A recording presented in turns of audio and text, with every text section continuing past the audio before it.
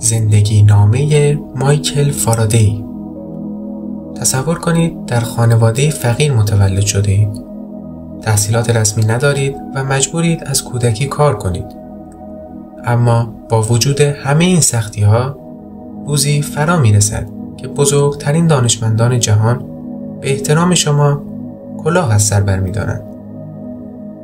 این داستان مایکل فارادی است، مردی که بدون تحصیلات دانشگاهی پایه‌گذار تحول عظیمی در دنیای فیزیک شد.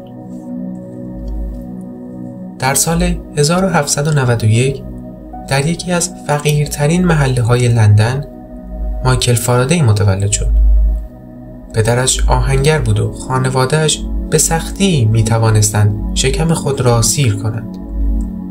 مایکل که هیچ شانسی برای تحصیل نداشت، مجبور شد در 12 سالگی به عنوان پادو در یک چاپخانه کار کند. اما این کار تقدیر او را تغییر داد. در این چاپخانه او صفحات کتاب‌های علمی را ورق می‌زد و تشنه دانستن شد. با هر فرصت کوچکی که به دست می‌آورد مقالات علمی را می‌خواند. اما سرنوشت واقعی او زمانی تغییر کرد که یکی از مشتریان چاپخانه که علاقه فارادی را به علم دیده بود برایش یک بلیط از سخنرانی علمی بزرگترین شیمیدان انگلستان همفری دیوی را فرستاد. فارادی با هیجان در آن سخنرانی شرکت کرد و یادداشت‌های دقیق برداشت، اما این کار برای او کافی نبود. او با جسارت یادداشت‌های خود را به همراه یک نامه درخواست کار به همفری دیوی فرستاد. دیوی تحت تاثیر قرار گرفت، اما او را رد کرد. چند ماه بعد وقتی یکی از دستیاران دیوی از کار برکنار شد، او کسی را نیاز داشت که سخت‌کوش و کنجکاو باشد. دیوی به یاد مایکل فارادی افتاد و او را به عنوان دستیار آزمایشگاه پذیرفت. فارادی که تا آن روز فقط از راه دور درباره آزمایش‌های علمی خوانده بود، حالا کنار یکی از بزرگترین دانشمندان زمان خود کار می‌کرد. اما ورود او به دنیای علم چندان هم آسان نبود.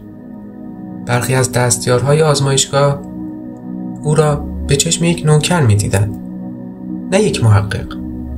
یکی از همکارانش او را مسخره می‌کرد و حتی یک بار او را کتک زد.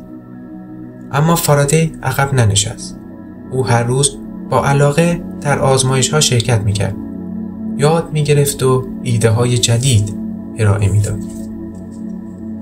به زودی استعداد او چنان درخشید که حتی دیوی متوجه شد این پسر چیزی فراتر از یک دستیار است.